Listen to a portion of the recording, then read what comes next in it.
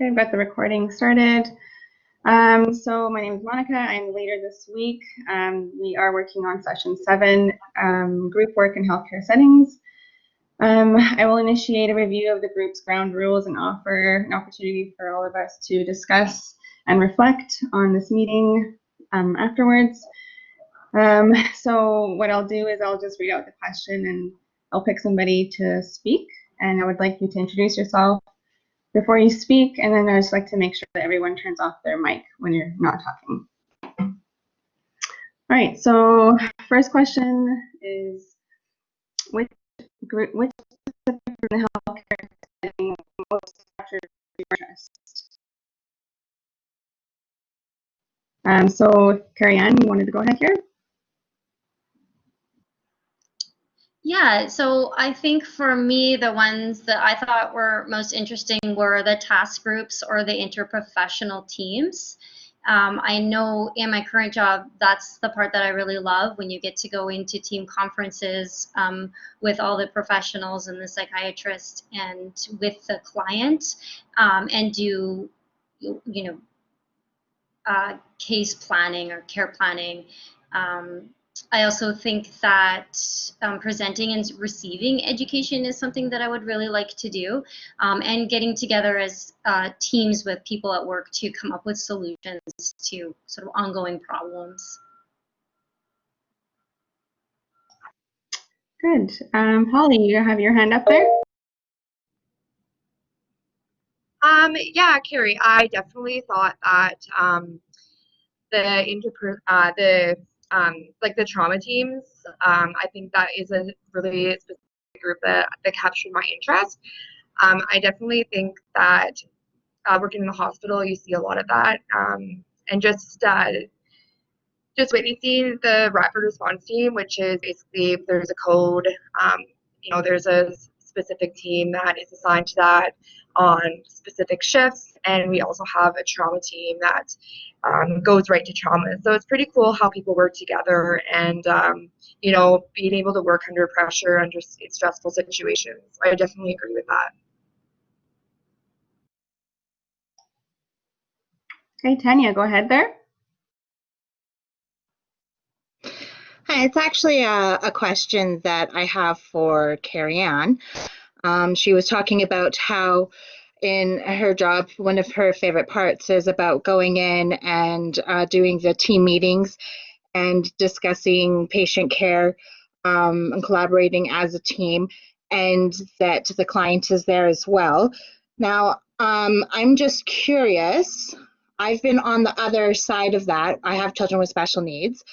And when we go into those team meetings, it feels almost as though the whole room is kind of looking at you, and because the discussion is about you, like how are you parenting and what's working, and so there's like almost a microscope on everything that's going on. And I was just curious if Carrie Ann has any ideas that might prevent the clients from feeling that way.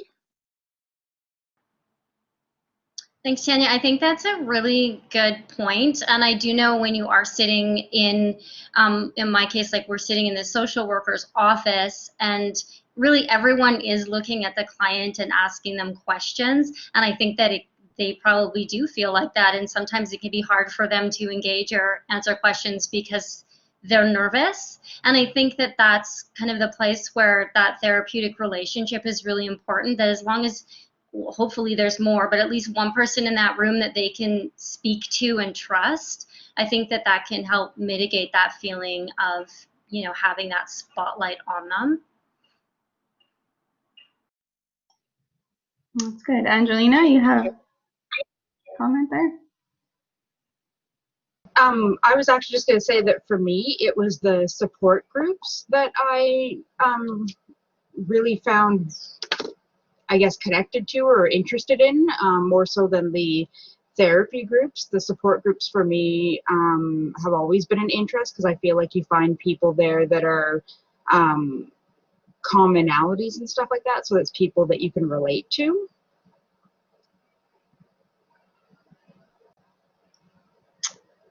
Yeah, I would like to add to that as well, Angelina. I felt that I was most interested in and captured my interest was the treatment groups. I just feel like that understand certain skills and learning new behaviors and teaching mindfulness when you're working with these groups, it helps them build their skills and they can grow. One that I read from the readings was the cognitive therapy group that is like changes in behaviors. For example, the example they provided was people who are going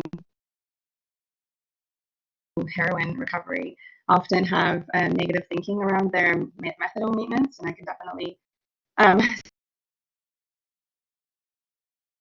like more of a cognitive therapy technique. I can leave it open for discuss here if you'd like.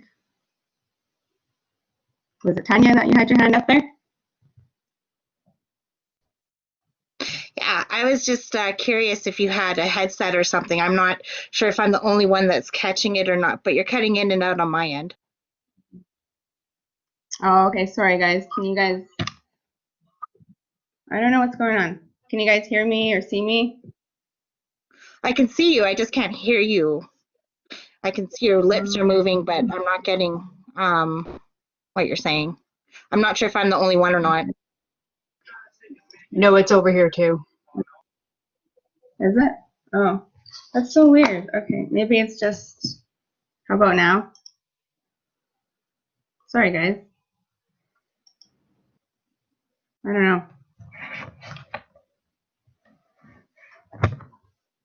Should I just keep going or?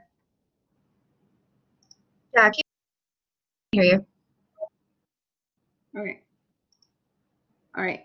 Okay. So, did anyone want to add to that question there, or move on to letter B there?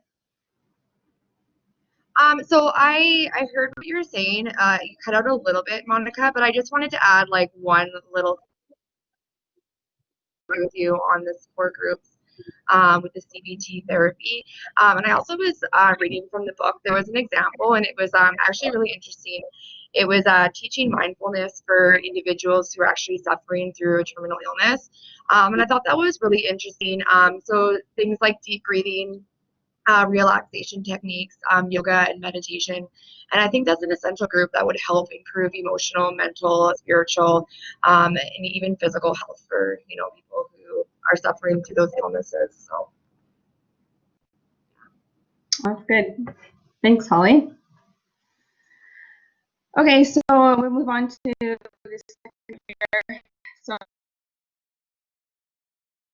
discuss what you know of the types of groups you know for adults and older adults. So I'll add here. I was just more focused on support groups here in Kamloops. Let me know if you guys can't hear me. You're totally cutting out. I didn't get any of that. do you have a headset, Monica? I'm Or like headphones? no, maybe I can go look for them.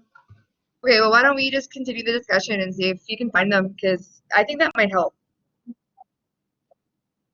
Okay, one sec.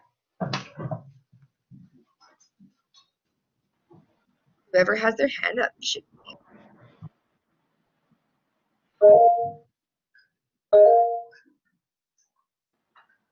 Okay, I'm just gonna let you know like some of the groups that we have at South Hills. So they do CBT, but it's just one-on-one with a psychologist. They do diabetes education, medication education, health and fitness stuff. There's substance use support groups. There's also smoking cessation. There's trauma-informed yoga that they just started that's new, which is pretty cool. We also have like music therapy, art therapy, and we also have pets that come in with animal therapy too. So there's lots of really cool stuff going on.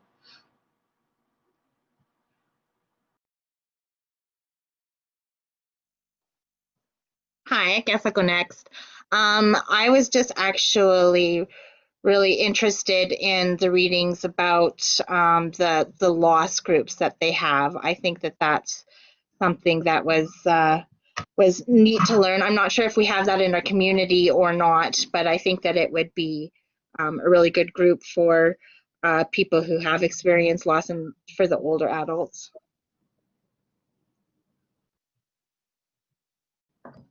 So yeah, I think both of those that you guys were both saying, those groups are awesome. They're essential to the community. And I just wanted to add, working at the hospital, obviously there's loss and there's grief, but there is tons of groups available for mourning and grief, especially around neonatal up until your palliative. We also have, I've also seen some flyers for even like addictions to gambling, lots of physical disabilities, bad or unhealthy habits, as well as like your emotional problems, your chronic diseases, and obviously your terminal illnesses. So yeah, I just thought that lots of those groups are definitely essential hospitals. I know that at Overlander we used to have a lot of like different musical groups come in and music therapy and the animals come through, but because of the COVID, we haven't had any of that, and I can tell that the residents are missing it. Like they ask when the next time that a group is going to come in, or they miss the dogs and stuff that they used to come in and play with and that. So I think they are definitely beneficial. And it's sad that they can't have them right now with everything that's going on.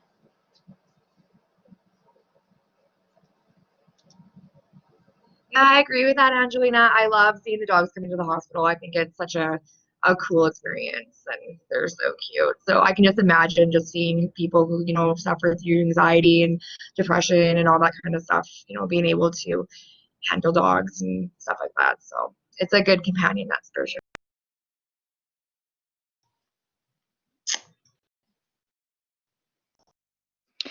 I've also heard how with Hey guys, the I can't find COVID, any mic. sorry. I also heard about with the COVID how some people are missing their groups, but I've also heard how there's some people with disabilities are actually not as overwhelmed, and they're doing better in the community, or having that one-on-one time because they're not as overwhelmed. They'll relate more just on a one-on-one basis rather than having that group atmosphere.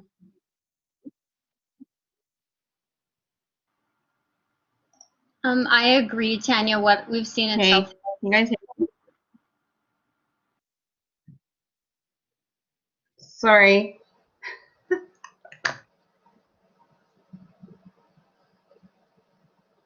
I can't find a microphone, guys. Okay. Can you use the chat maybe? Sure. And your video's off. Yeah, it won't let me do it now.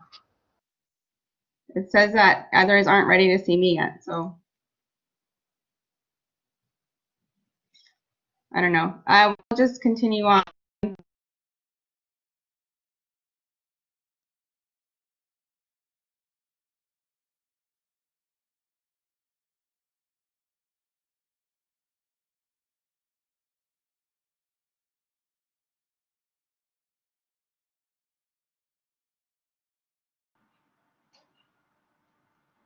Should we just move on to the next question? Yeah, I don't know if I can't here. I'll just. Yeah, we can hear you, Okay. Monica. So we'll You guys- go to the next question. Okay. Okay, yeah. So yeah, what are some of the benefits that these groups can provide? I just wanted to add that that I was looking at more of the groups that were here in Kamloops, like the anxiety groups, PTSD groups here, the SMART groups in Kamloops. I was focusing more on those groups located here locally in Kamloops.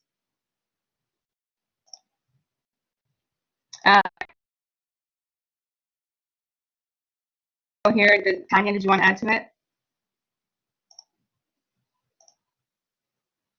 I'm sorry, Monica, I still didn't catch any of what you said, so I can't really make a contribution at this point.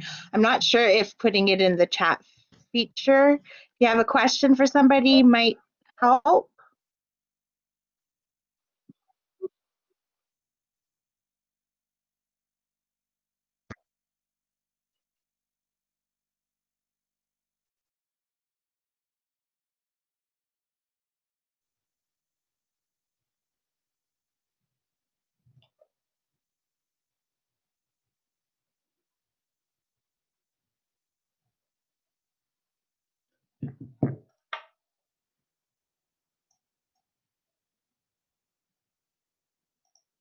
Should we just move on to the next question, guys?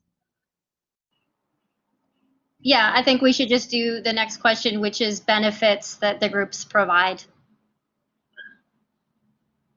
So I can start with that. One of the benefits that I think is really important in groups is that people can really learn how to lean into support. And I think for a lot of people that can be really challenging. They've never done group work and they've never had a support system. So I think that's a really important skill that people can learn is just learning how to actually take the support that's offered. Yeah, I definitely agree with you, Carrie. I'm gonna add to that. I definitely think that I feel like when members are able to witness the emotions and the stories and the tragic events and even the successes from others, I feel that they can see a different perspective. So while they see this different perspective, they can provide the empathy and they can provide, communication towards them, which helps build their social skills when, say, something like a chronic or life-threatening illness has been exploited. So it kind of just builds those like the life coping skills on both sides, and I think that's definitely important.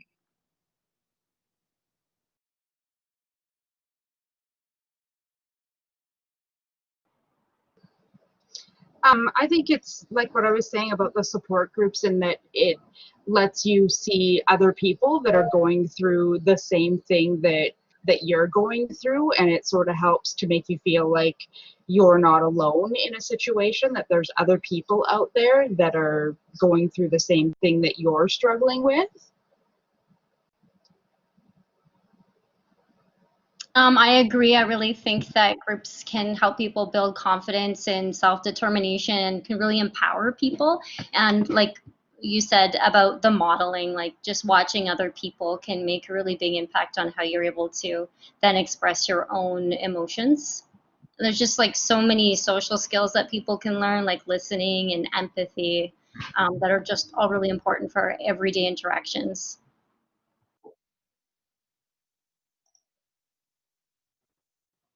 Yeah, definitely. I would just like to add a little bit more to that. I feel like the imitative behavior also plays a role in that too. And I feel like that quote, you are who you surround yourself with. And I feel that it's equally important, that when members surround themselves with people who have similar stories and they're being uplifted, they're challenging them, they're encouraging them to be their best. And I feel like for myself, like I'm a chameleon and I can adapt to certain behaviors.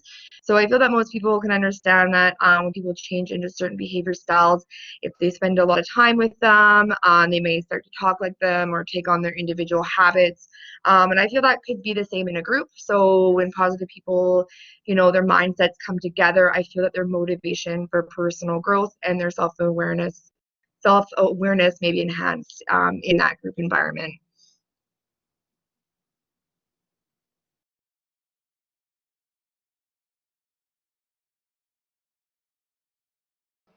Monica, are you still here with us? Yeah, I'm here. I don't know if you guys can hear me very well or not. We heard that. Monica. Did you hear it like good? Yeah, you Yeah. came Or through is fine. it copy? Okay. My camera won't work, so I'm just the camera so you guys know.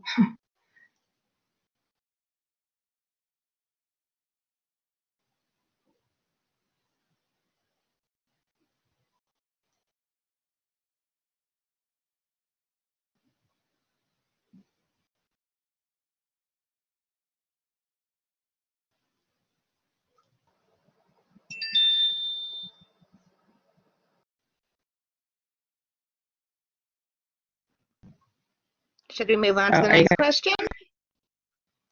Couldn't hear you, sorry. guys hearing me now? Okay, I heard something.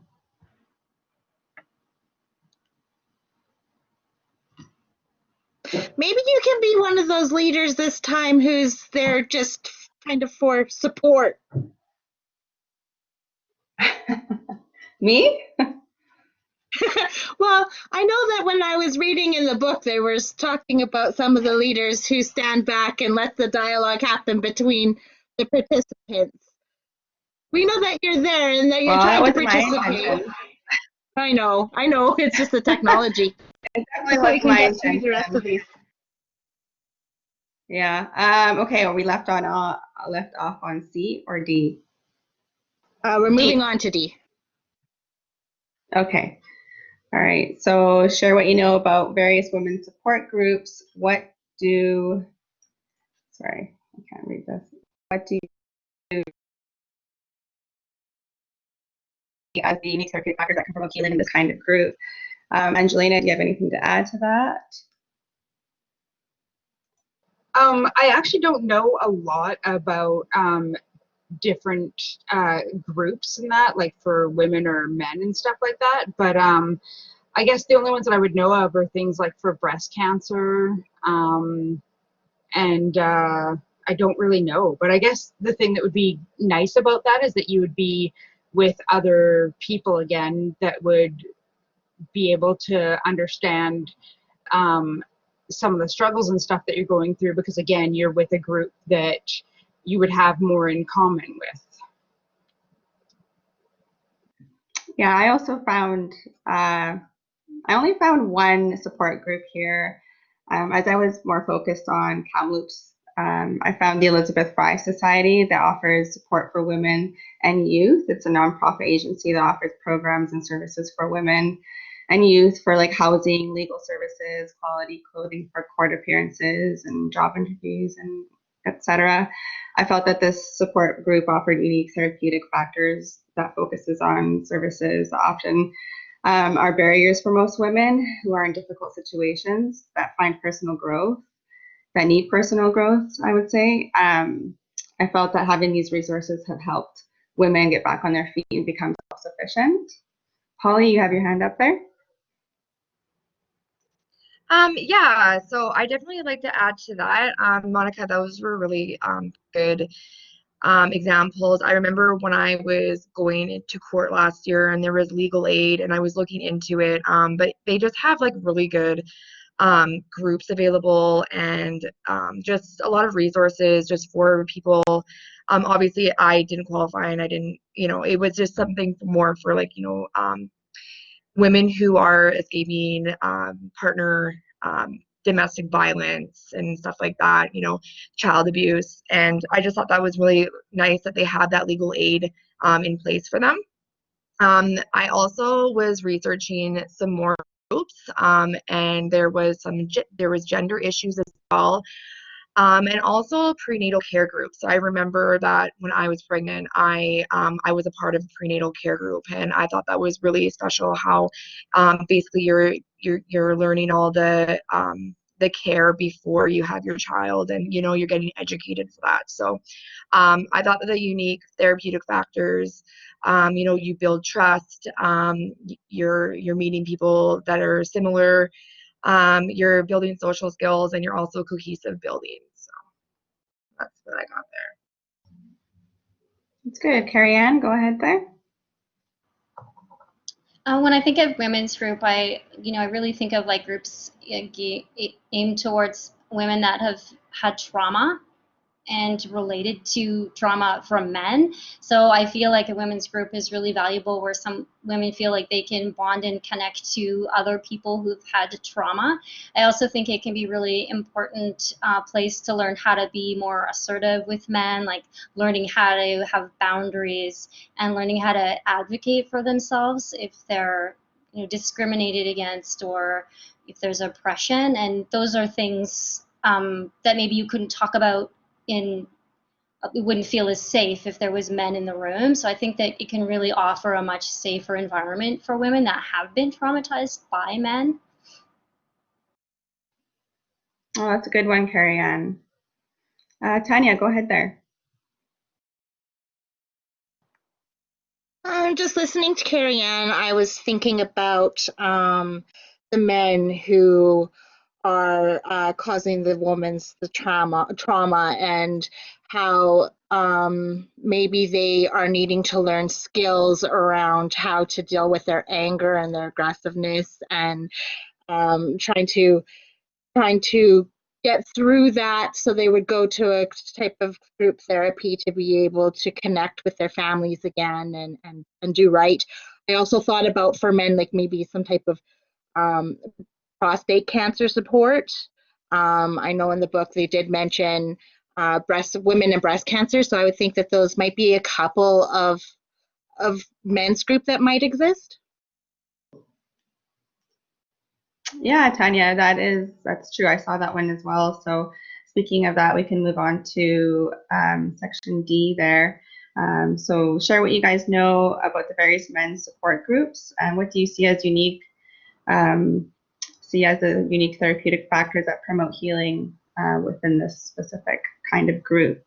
What I found was the men's counseling here in Kamloops. I couldn't find very much, but I just saw that there is offers and in support and information for survivors of sexual violence, just such as sexualized assault, historic childhood sexualized abuse, partnership battering, and criminal harassment. I thought that was quite interesting to read up on that. And that's all I could find for that one. Angelina? I just was going to say, I thought that in town here, one of our places, it might be the Mustard Seed, but I'm not sure. One of them is only for men. And so I know that we do have the one area and the one group that is only for men who are dealing with substance abuse and stuff like that. I can't remember for sure if it's a Mustard Seed or not, but I think it is. Okay. I don't know if that one is, but I do know of one support group here that my uncle is actually a counselor for. It's called Men to. He goes to the prison and he offers counseling for the men there. And when they're back integrated into the community, he offers more support for them.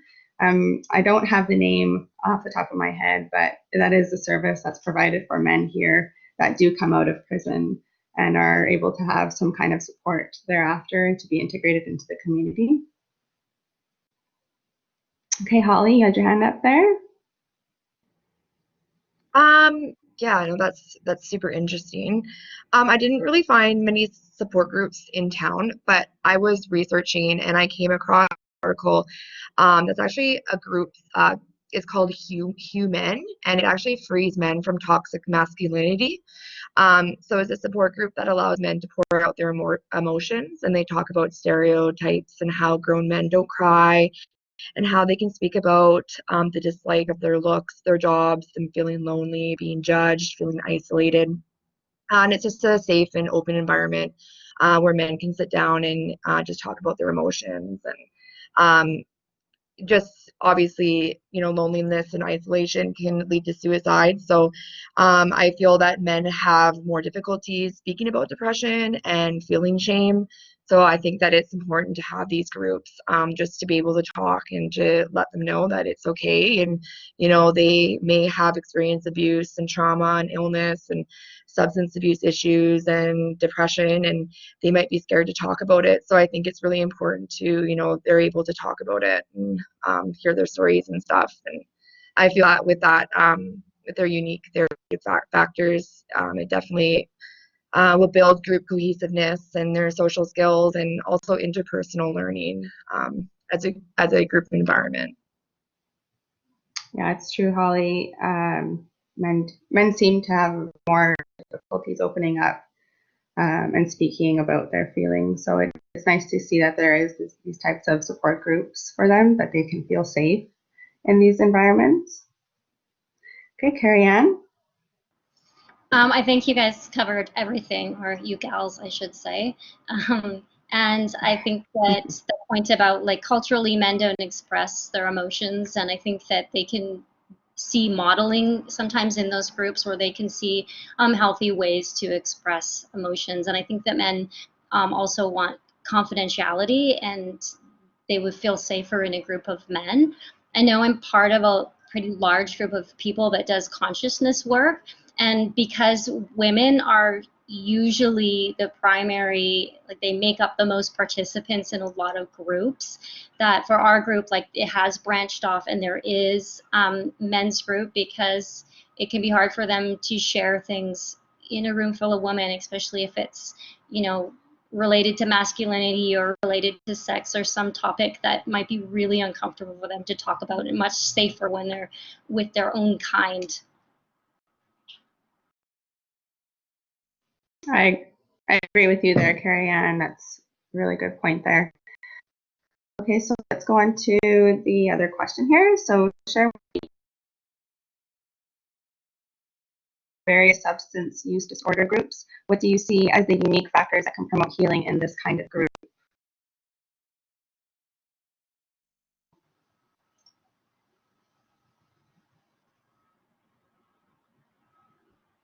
Holly, would you like to add to that?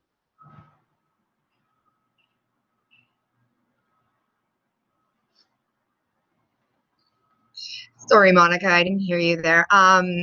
Did you say my name? Yeah, I did. Yeah, go ahead there. Okay, so I wrote down a few notes, but I just felt that substance use disorder groups obviously can range from alcohol addiction, illicit drug use, and like we learned last week, co-occurring mental conditions such as depression and anxiety.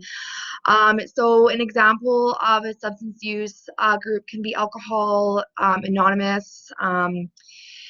Also, 12-step groups that are offered can include Pills Anonymous, Heroin Anonymous, Crystal Meth Anonymous, Marijuana Anonymous, and people obviously will have different success rates, different stages, different experiences within the group, and these are often peer-led. They're self-supporting, and they encourage the individual to learn social skills while hearing of other stories and having hope for themselves. And then one very interesting strategy that I read in the book was called narrative therapy. And doing this was a style that helps overcome and actually embrace being an expert in their own lives. So an example that was people living with HIV that struggle with addiction. And narrative therapy used reframing techniques and relational methods, as well as mutual aid, which is a little bit different from the 12-step program that they may offer. And yeah, I just felt with these types of groups, the leader encourages challenges such as past trauma, abuse, and illness, and it will give the opportunity for personal growth. So when the leader is talking to an individual that's troubled, I felt that instead of talking to just the troubled part, it's important for the leader to talk to the whole person. It's good, Holly. Carrie Ann, you wanted to add? What I wanted to add was that I actually asked someone who had been in AA what his answer to that question would be. And so his answer was that in that environment, he felt like there was a lot of honesty and courage that people sharing their stories was incredibly valuable. People were really supportive. He said he felt a sense of community and belonging there and felt very accepted, that it was a really non-judgmental environment and there was like no shame for you to tell your story. And the other part of it was that it's run by peers, so everybody in that room has lived experience.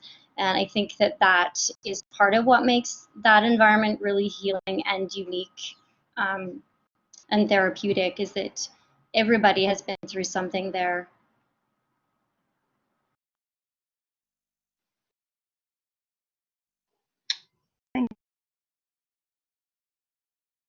And Tanya, go ahead there.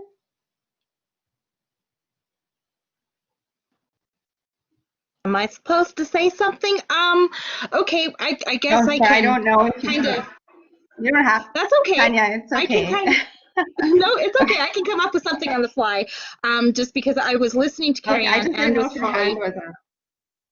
Oh no, it's not up. So when I was listening to Carrie Ann and Holly, I was actually thinking about some of the negative things that could happen by being in the substance use group.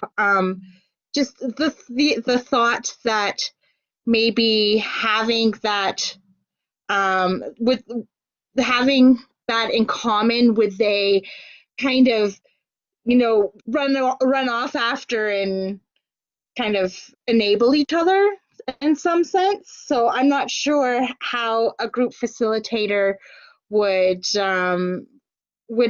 address that type of situation.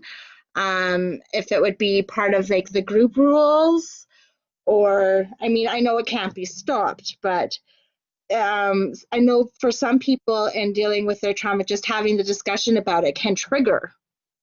And that was kind of the thoughts that I had when I was listening to the question. Okay, thanks, Tanya. So I just wanted to add there, I was focusing on some of the groups here. For instance, like the Sage Health Center, there's a treatment program for men and women that struggle with addictions. I just thought that that's a really interesting, they use interesting therapeutic factors such as using psychoeducational components that help strengthen and motivate clients to help utilize their existing skills and assets, which help to have self-empowerment during their recovery process.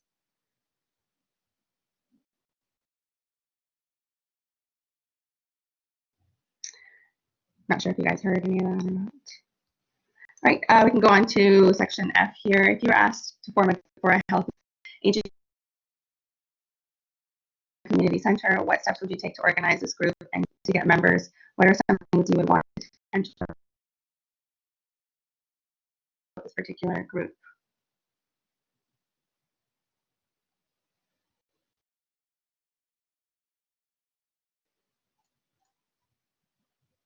Angelina? Oh, okay. So what I had was that I would probably do posters and talking to some of the different members that were at the community center. And then I would want them to know the goal of the group, maybe some of the things that we were to discuss, some of the different options that we would have, if it was going to be like a cognitive behavioral therapy, or if it was going to be education, or just some of the different things, more information about the group itself.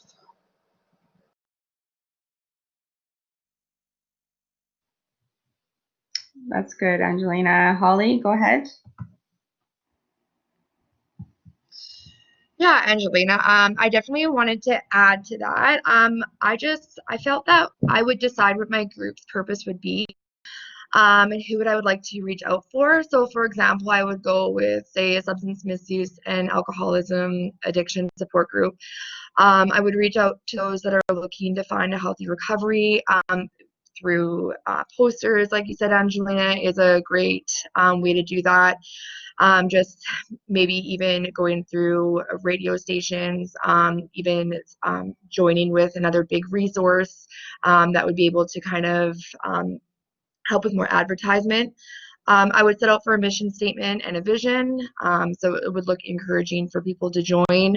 I would set out a time and date for meetings and decide whether it would be open or a closed group. And I think that I would do an open group just to allow people to join when they please. So there's no requirement or a fixed allotted time. I would consider how many people would be involved. I would think between 5 and 15 people, so that in case people are absent, there's still enough to keep the discussion going, but as well keep it that comfortable environment. I would tell my potential members that my support group would be safe and open environment that focuses on a healthy recovery, and just giving some benefits of the group, just letting them know that they're not alone, and that they can meet similar people, that they also get a new sober life.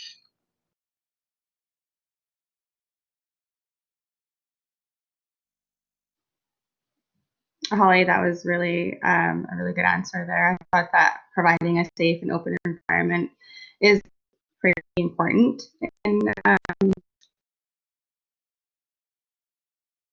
a group. I find that even expressing confidentiality is something that I feel like is like a priority, so that they stay within the group confident. Carrie Ann? I just wanted to add that before I started the group life, when I was organizing the group, I was just thinking that it would be really important to target some groups that would be really for the demographic of that center, and then it would be really a good idea to like research the needs of the people that go there, like maybe do some surveys or questionnaires and find out like really what people are really wanting, because I think if you can find out what they really want and run a group, it's going to be a lot easier for you to get people to participate and engage if it's something that really speaks to them. And also, like, I was thinking, as it's a community center, like you might want to do groups that were for 65 or older, like people that were older might want to be with their own age demographic, and like just asking questions about that and just finding out how to really hone in and target a group that's going to be like most valuable for everybody or most needed in that community. Yeah, Carrie Ann, I agree with you there. I think it's important to consider specific age groups and demographics for sure. Okay, does anyone else want to add to any of this?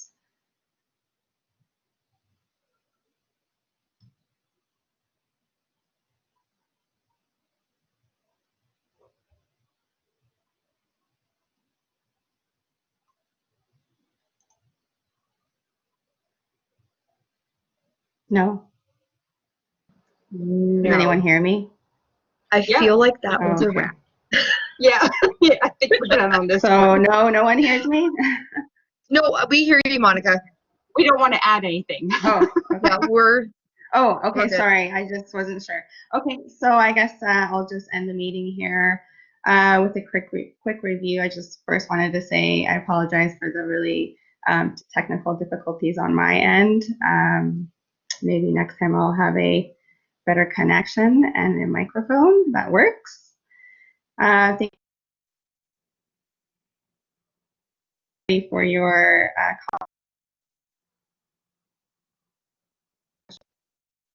for all these questions. I feel like we definitely covered. Yeah, I just hear if anyone wants to have any closing thoughts.